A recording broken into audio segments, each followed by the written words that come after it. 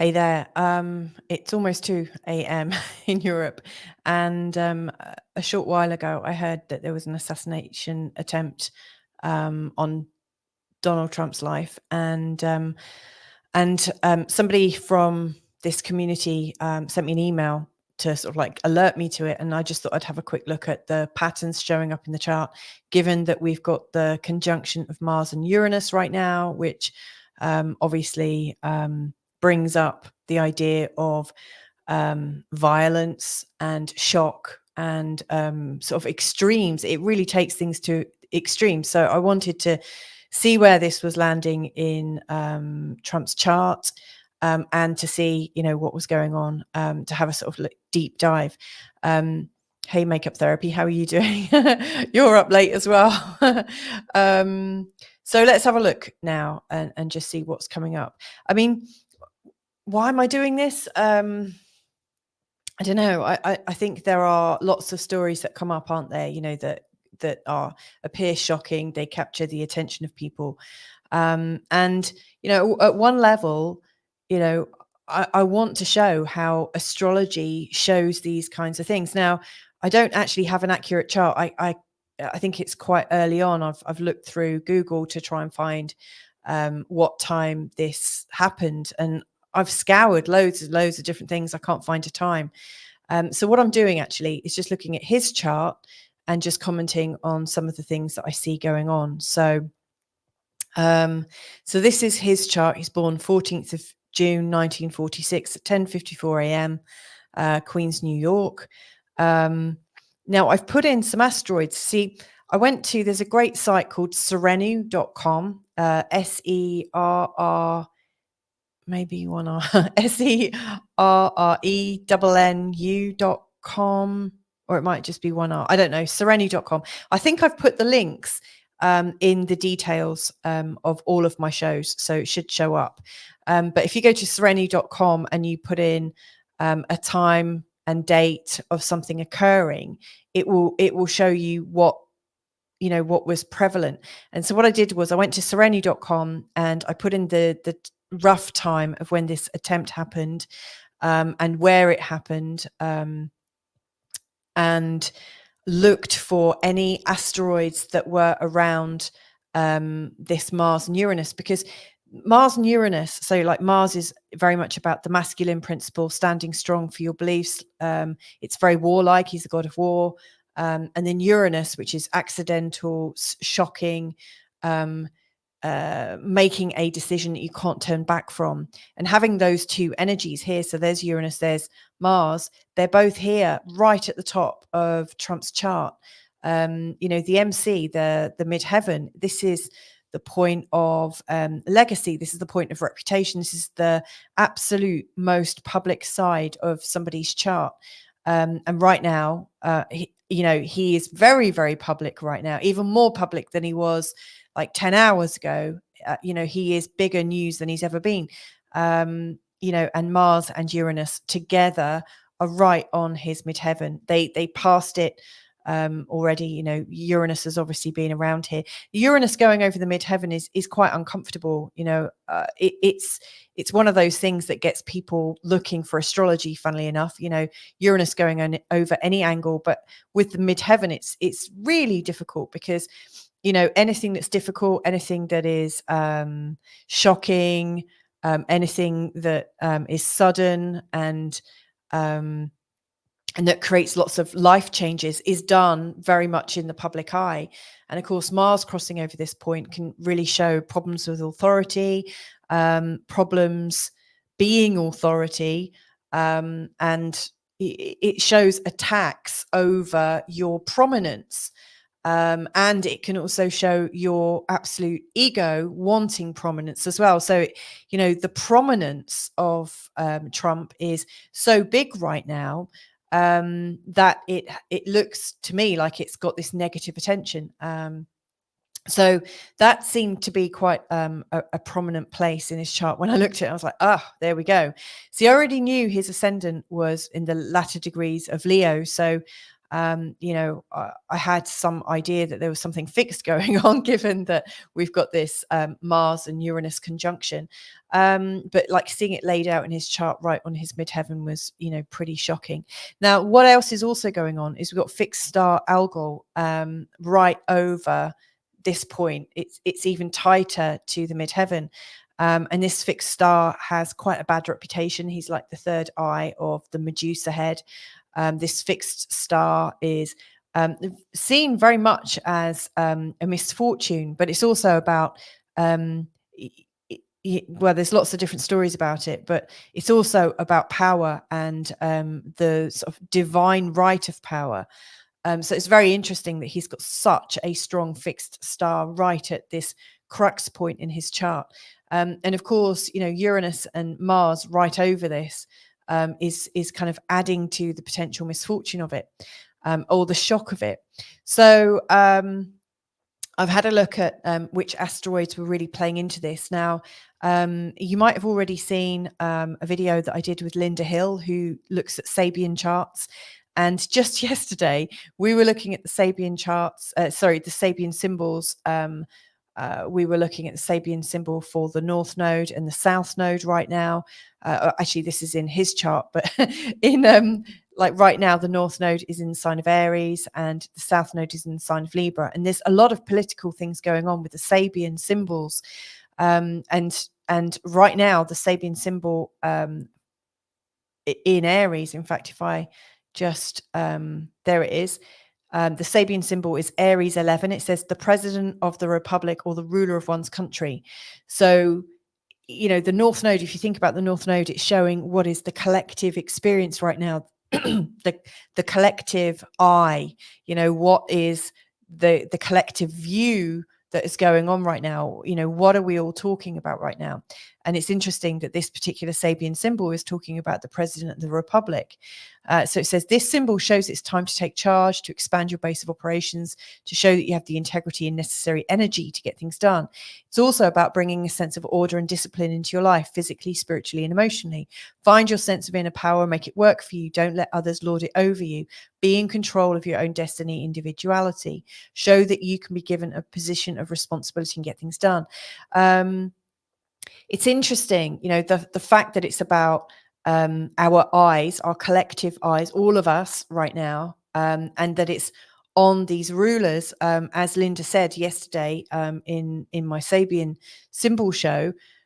We were saying, right now presidents are all being analysed and looked at, or the heads of states. So there's stuff going on in France, in the UK. They've just changed leadership, and of course, there's a lot going on in American politics right now. So, and of course, Russia, Ukraine, there's just so much going on. The collective eyes of humanity are absolutely looking at all figureheads right now and asking, do they have the integrity? Do they have the necessary energy to get things done? And I think it's also about us coming into a position of our own responsibility. So it's fascinating that this is the Sabian symbol for this moment in time, where just a few days ago, there was a big sort of shock about maybe the capability of President Biden. And now there, just a couple of days later, there is this kind of audible gasp about the shock about an assassination attempt on Trump. So yeah, lots going on. One thing that Linda Hill did say yesterday, and again, you may have seen this in the video that I posted yesterday, is that when you're looking at a Sabian symbol, you should always look at the opposite, and also the squares. I haven't put it in because it's like 2 a.m. and I just wanted to pop on while I'm still only just awake. But let's have a look at the opposite, which is exactly where the South Node is right now. So the opposite is a professor peering over his glasses at his students.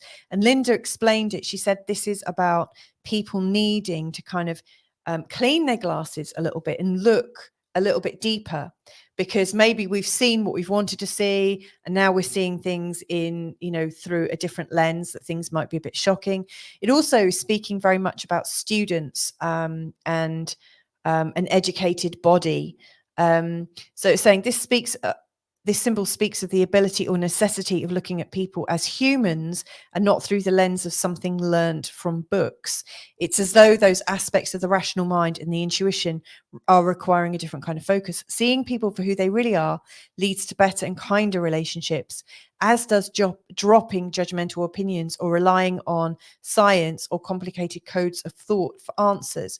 You may need to interrupt your rational mind to realize your intuitive ideas. At times, you may feel like the professor, and at other times, the student. Having the eyes to see each other in the true light of day is the goal. Interesting. It's like different perceptions for different situations, seeing that others get the message, glasses and lenses, observing others, giving advice, the ability to read others. It's interesting because I really like what this is speaking of. The South Node is actually saying where we're coming from, or what we should have already learned, what we should have under our belt already. But I really like that what it's saying is collectively, we're needing to remind ourselves to see people for who they really are. And I'm sure whichever side of any political debate you sit on, you're saying, oh yeah, we're really seeing who they are now, or because of your respective views and judgments. But it's also asking us to see each other as humans. One thing I notice is what we are learned, like where we've learned something from books. That could also be the media. That could also be, from the news and things like that. What we've learned from other people telling us. However, when we take on other people's opinions, we are just taking on judgments without putting them through our own discernment. We're kind of prejudging things before we really get the chance to get to know somebody, or actually feel their energy, or get to understand situations. And again, I'm saying this from any particular perspective right now. However you feel politically, the chances are media has played into it. And actually, this is calling for us all to remember that there was a time when we used to feel into things, and we would, rub our eyes really, really carefully. So interesting that these two Sabian signs or symbols are active during this time. But anyway, let me go back to, so in fact, before I go any further, let's just see if we've got other people in the chat room. Oh, so thank you. Someone's actually confirmed the time. It was about 6 p.m. EST. I haven't, thank you for that. And if I do any more recordings, I'm sure there's going to be loads of people doing stuff on this. I'm sure they're going to come out with some really great stuff. But I will create a chart for that. Thank you. And thank you for joining me. April Edwards is also saying hello. Hello, April. So I put in some asteroids, and what I was looking at is which asteroids are kind of actively playing in the picture, in particular of this very sort of aggravated place in Trump's chart, where Uranus and Mars are, and also the fixed star. And so when I was looking, asteroid Requiem is at 2344 in the sign of Taurus. So that's really close to his midheaven. We also had asteroid Nemesis and asteroid Niobe at 24 and 25 degrees. Interestingly, he's got his Mars at 26 degrees in his birth chart. It's interesting because it's right before the ascendant, and I always think that things that are just before the ascendant really are showing our blind spot. It's the 12th house, it's unconscious, and so no doubt having Mars and also Pluto in the 12th house brings up a lot of hidden, or maybe in this instance not so hidden, enemies. Mars is also obviously, but actually both Mars and Pluto are both the rulers of Scorpio. And again, Scorpio is a sign where there might be hidden enemies, or the idea of vengeance, or the idea of criminality, but also real deep discomfort. Scorpio is a sign that gets a really bad reputation because it really deals with the stuff that lots of other signs are just too afraid to delve into. So it's real sort of delving energy in this 12th house.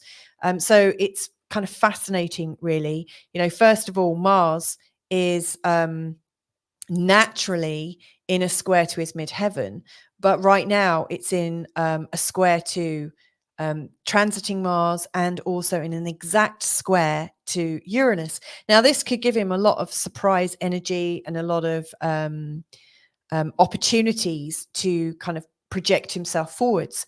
But it's not without the very sort of like difficult background of having lots of kind of hidden animosity, and also not very hidden animosity, but almost like anonymous people hating, because it's coming up in the 12th house.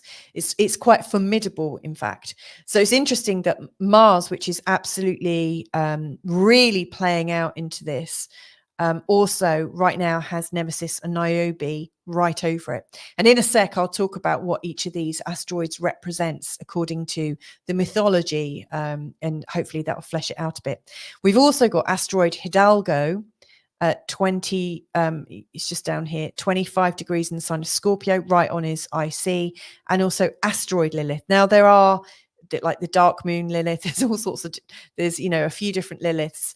This is the asteroid Lilith, which is less reflective and a lot more angry and more about rage and destruction. But it's interesting, we've got Hidalgo and Lilith right here at the base. This is the foundation. This is like how safe we are. Do we have good security? So let's just, I also want to share, actually, I did also put in a couple of other things that I thought might be interesting. I thought I'd look for a Donald asteroid to see where that was.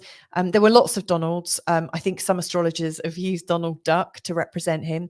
I went for Donald, I think Johnson, because his name is Donald John Trump. So I thought Donald Johnson, more closely resembled his name. That's the one I selected. I put in shotter to represent the idea that there was a shooter and there was a shot, or quite a few shots. And there was another one I put in as well. I put in, there wasn't an asteroid assassin, but there was an assassin. And I always think that if there's an asteroid that's got a similar sound, or a similar kind of construct, it's just like one letter difference. So I put a assassin in. I'm going to call it assassin from now on in. So I put those in as well, just to see what they showed up with. Interestingly, asteroid Donald Johnson, I'm just going to call it asteroid Donald, is very close to the North Node right now, like the North Node. Funnily enough, the North Node is going to go over this in a couple of months' time, or maybe three to 4 months' time. The North Node is moving approximately 1 degree a month. So in about 4 months' time, it's going to be right over asteroid Donald in his 8th house. So it's interesting that name, that asteroid I chose to represent him, is really tightly linked with this North Node, and that this North Node also has the sabian symbol about all the eyes on the president position, or the idea of authority. Interestingly, transiting asteroid Donald right now is at 17 degrees in the sign of Gemini. Look what's at 17 Gemini in DJT's chart. It's Uranus. So we've got this Uranus and Mars conjunction, right on his midheaven, really showing that there's surprising, aggressive events, and possibly like this surprising, energetic energy for him, and possibly a lot more publicity now, given that Uranus coming over this makes everything so public. But, we've also got asteroid Donald sort of activating or awakening this kind of, Uranus energy in his chart. It's really showing that everything to do with his identity right now is shocking, and sudden and changing. Interesting. I just thought that was a bit fascinating. Anything else? I think I'm a little bit, not delirious, but when you're a little bit too tired and you probably need to go to bed, I just quickly jammed down a coffee. I don't think it's settled very well. Right. Okay. So these asteroids have these sort of connotations. So asteroid Requiem is very like a requiem is the funeral mass. It's got an energy of you're at the funeral and there is the music to symbolize the loss of somebody. So it's interesting that asteroid requiem is so close to his midheaven, almost like there was the hope that there was going to be this huge either outpouring of grief for him, or there was the idea of grief for him, and that it had something to do with a violent act, and blood. Obviously there's pictures with blood, not loads of blood, but it's still quite shocking. Asteroid nemesis is interesting. I always think of nemesis as being your like hidden enemy. When I looked, I quite like Alex's Asteroid Astrology. He's written a lot about some of these political cases, and he uses a lot of asteroids in his work. And his definition of asteroid nemesis is that nemesis is a karmic equalizer. So nemesis was particularly sensitive to ideas above one station, or the idea that we might be arrogant or proud. And I think asteroid nemesis, or nemesis the character, actually sought out people who seemed proud or somehow puffed up, and kind of gave a bit of equalization, kind of brought them, like there's a phrase, like cutting someone down to size. I'm not saying that's what should have happened, although I'm sure there will be people that are absolutely happy about this, given that we're in these very, very choppy political times. But it's interesting, asteroid nemesis, the idea that there is some kind of energy that wants to equal things or make things, I don't know, kind of, it's almost the idea that somebody is trying to create karma, somebody is trying to make a change, somebody is trying to affect how popular Trump is, and actually their actions may have actually made him more popular, almost like it's an own goal. Who knows? But it's sorry, I've got a fly going around. It's the idea that we can get involved to change somebody's karma, very much like punishment. In fact, that's the word that really comes to mind, is that nemesis is here to brandish their own idea of punishment. So it's interesting that actually nemesis is down here in a square to this place, but nemesis is working behind the scenes. It's going through the 12th house. It's very, very close to Mars.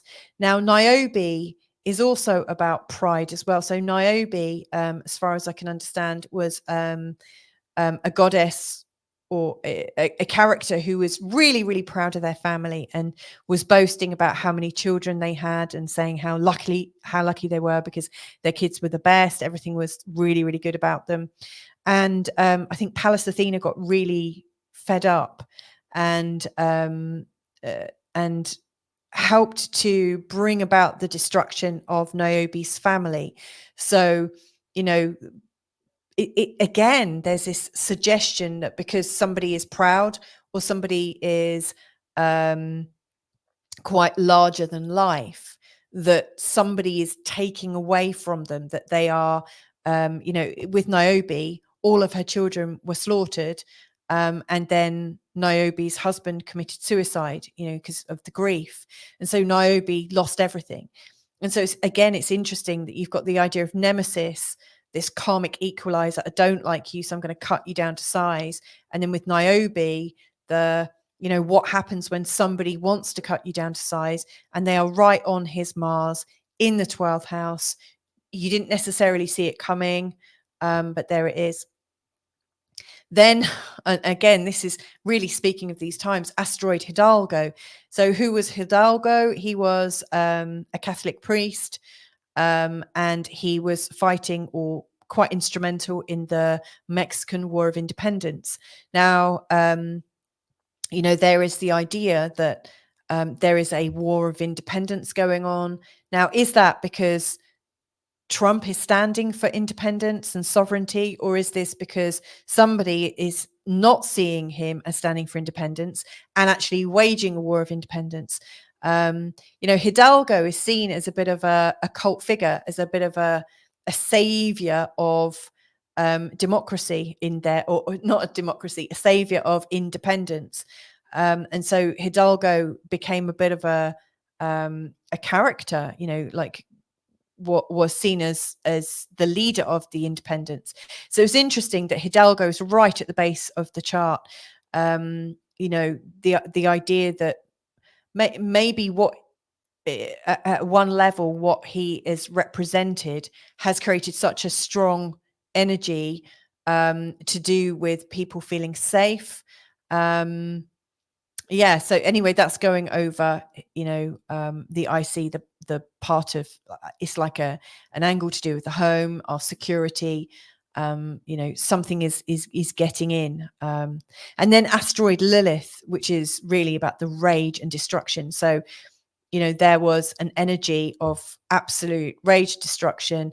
I just want to cut it down. I want to stop it. I want, it's like taking the law into your own hands. So fascinating that these are the main asteroids that are fitting in, and they're all on his angles. They've got a lot to do with, Mars and Uranus. They're all connected into those. To me, it just seemed really pretty strong. I thought I'll have a look and just see what shows up.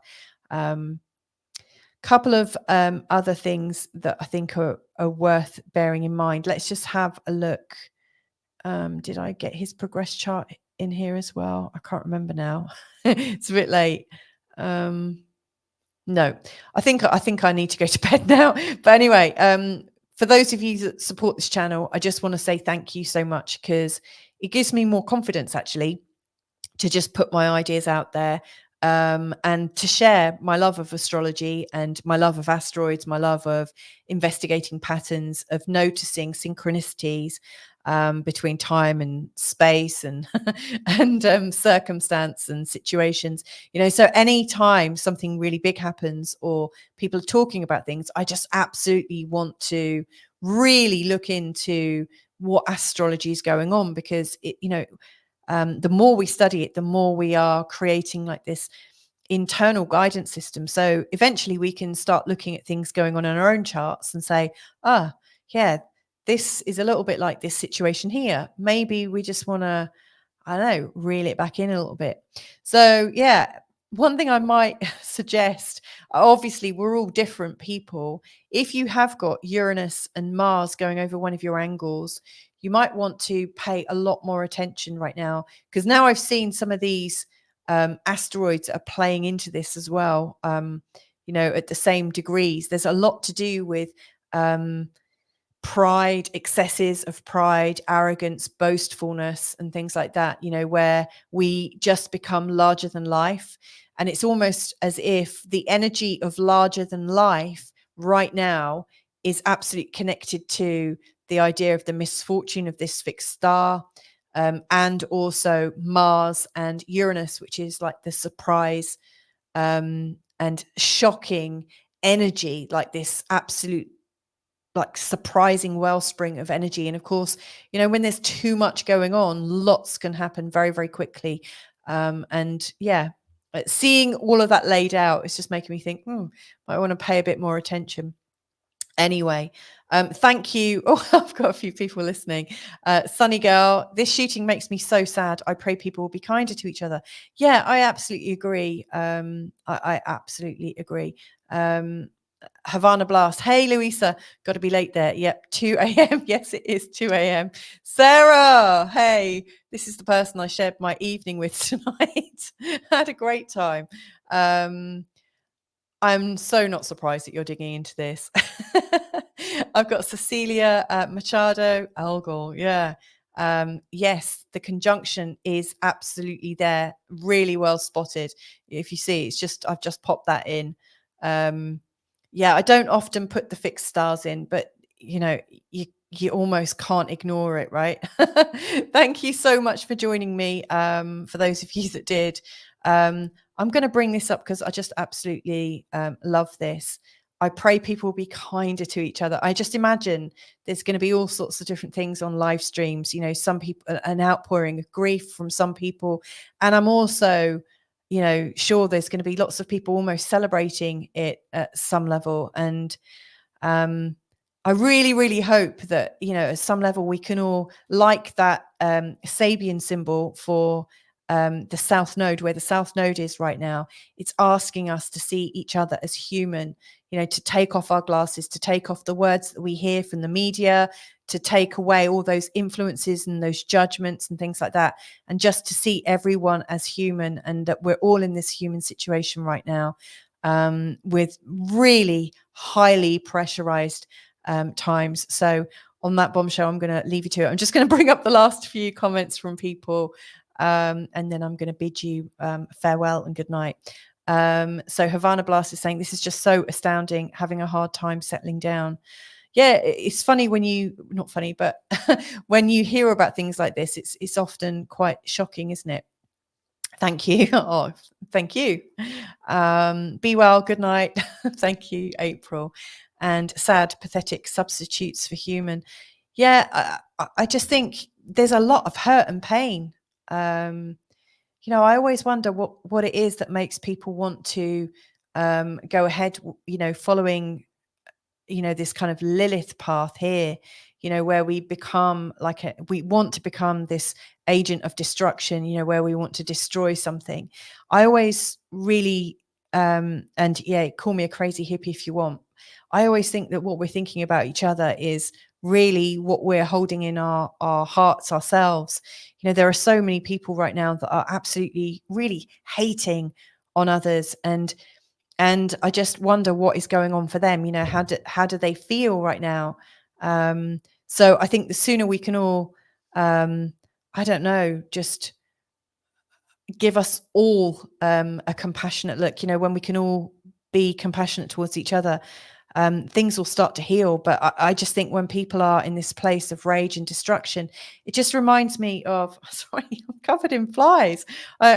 We had a barbecue tonight and had all the windows and doors open. We were all chatting outside, and it's fly season, I'm afraid. But yeah, I just think this kind of sad, ragey energy is, to me, it just feels like this really hurt inner child that's going on, that, you know, we're, you know, so many of us has got this like hidden pain, and we're seeing these outside people, and they might represent our dad, our granddad, or someone that we felt abused by, or somebody that we really don't like, and all of a sudden we get fixated on these outer situations, but it's something that's playing in ourselves. I'm really sure of it. And I can only speak of, you know, my own situations, but I know when I've come into rage and got really, really angry, when I kind of asked myself, where did that come from? When was the last time I felt like that? You know, where did anger start? You know, there's always a much older story going on. And we're never going to clear our anger if we're being judged. You know, that's the paradox. That's the paradox of it. You know, if you're in a place of rage and anger, nobody wants to be around you. And so you don't get those healing conversations, you know, where somebody might just sit and listen and find out what your story is, and find out what it was. And sometimes just sharing our story, that's the thing that opens it wide up. It gives us the, anyway, I'm going to go to bed. Or else it's going to become like the sermon of Louisa. I don't want that to happen. One final comment then. Sometimes you reap what you sow. Funnily enough, me and Sassy here, old Sarah, not old, my good friend Sarah Taylor, we were talking about karma tonight. Does it exist? Is karma a real thing? So yes, very big themes. Okay, good night, everyone. Sleep well and speak to you real soon. Bye for now.